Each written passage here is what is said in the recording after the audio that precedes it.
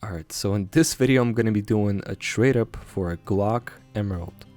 6 USPS wideouts in field tested condition, and 4 FAMAS meltdowns in minimal wear. Now this is what I can get from the trade up.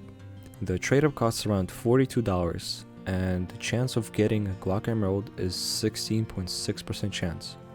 Now this same percent applies to each and every phase of the Gamma Doppler. And the other thing that I can get is the M4 Coalition in minimal wear. So yeah, let's see what I'll get. Okay. Okay, alright. Anyone wants to do a countdown? I can do it. I can do 9, it. 8, Oh, 7, okay. 6. Join in.